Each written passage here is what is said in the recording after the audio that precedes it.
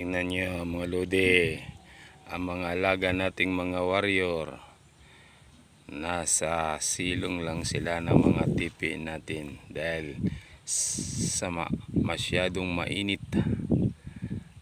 Nasa lindong at papasilong lang sila sa mga tipi, hindi lumalabas dahil masyadong mainit.